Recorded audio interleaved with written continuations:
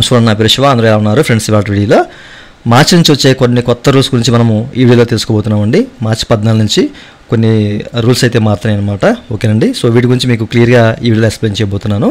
వీడియోలోకి వెళ్ళే ముందు ఇలాంటి విషయాలు మీరు మళ్ళీ తెలుసుకునే వీడియో కింద సబ్స్క్రైబ్ బటన్ ఉంది, దాంట్లో ఆప్ చేసి మంచిగా సబ్స్క్రైబ్ చేసి పక్కన ఉన్న బెల్ బటన్ని యాక్టివేట్ చేయండి. అనేది కాకుండా లైక్ చేసి మన ఛానల్ని సపోర్ట్ చేయండి.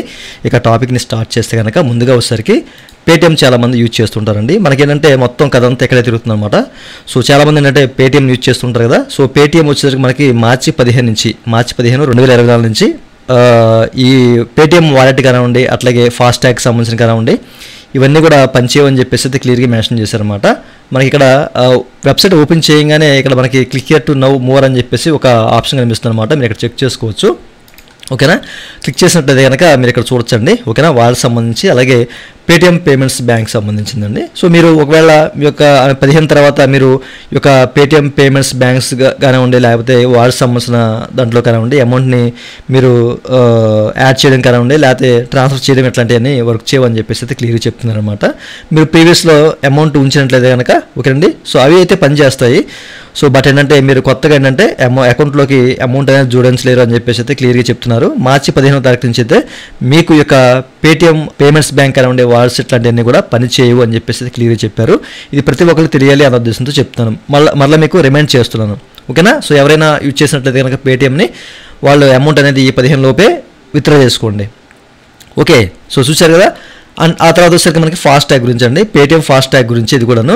సో ఎవరైతే ఫాస్టాగ్ యూజ్ చేస్తుంటారో అట్లాంటి వాళ్ళు కూడా 15వ తారీఖు నుంచి మనకి వర్క్ చేయవు. సో మీరు ఏంటంటే వేరే ఫాస్టాగ్ని మీరు యూజ్ చేసుకోండి అని చెప్పేసి NHAI ministry of road transport and highways వారు క్లియర్గా అయితే మనకి ఒక ప్రెస్ నోటీస్ రిలీజ్ చేశారండి. మీరు ఇక్కడ చెక్ చేసుకోవచ్చు.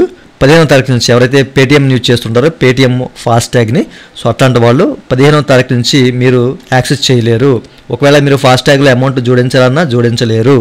ఓకే, సో ఈ విషయాన్ని మీరు గమనించారు కదా. అందుకే users to switch to other bank FASTag అని చెప్పేసి అయితే క్లియర్గా మెన్షన్ చేశారు. వేరే బ్యాంక్ని యూజ్ చేసుకోండి అని చెప్పేసి. సో ఈ విషయాన్ని మీరు గమనించాలి. ఓకేనా.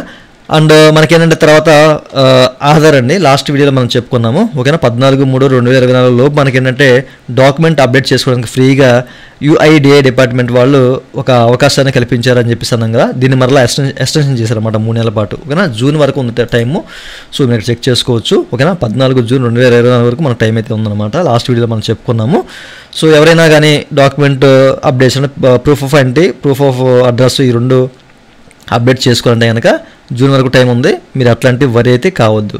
ఓకే, ఆ తర్వాత ఈపీఎఫ్ ఖాతాదారులండి. సో లాస్ట్ వీడియోలో మీకు చెప్పిన గురించి మనకి ఏంటంటే ఈపీఎఫ్ 29/2/2024 నుంచి మీరు ఒకవేళ పేటీఎం పేమెంట్స్ బ్యాంక్ని కనుక లింక్ చేసి మీరు విత్డ్రా చేస్తే కనుక ఏదైనా లావాదేవీ చేస్తే కనుక సో దాన్ని మేము రిజెక్ట్ చేసి పరేస్తామని చెప్పేసి అయితే క్లియర్గా ఇక్కడ మెన్షన్ చేశారు. ఇన్ కేసు అది ఆటోమేటిక్గా క్లెయిమ్ అనేది సెటిల్ అయిపోయింది అనుకోండి, ఈ 15 లోపు అయితే పర్లేదు, మీరు డబ్బులు అయితే తీసుకోవచ్చు. అకౌంట్ అంటే ఈ వాటిలోకి అమౌంట్ యాడ్ అవుతుంది, అమౌంట్ తీసుకోవచ్చు. బట్ 15 తర్వాత మాత్రం మీరు ఒకవేళ మర్చిపోయి మీరు క్లెయిమ్ అనేది సబ్మిట్ చేశారనుకోండి, అది గుడ్లో మెల్లగా అది క్లెయిమ్ అనేది సెటిల్ అయిపోయి అమౌంట్ అనేది యాడ్ అయిపోయింది అనుకోండి ఈ యొక్క పేటీఎం పేమెంట్స్ బ్యాంక్స్లోకి, 15వ తారీఖు నుంచి మనకు అవ్వదన్నమాట. ఓకేనా, అంటే అసలు మనకి ఈ యొక్క పేటీఎం పేమెంట్స్ బ్యాంక్ సంబంధించిన వాలెట్ అయితే పనిచేయదు, అమౌంట్ అయితే రిటర్న్ అయిపోతుంది. ఓకేనా, తర్వాత మీరు చాలా ఇబ్బందులు పడతారనమాట.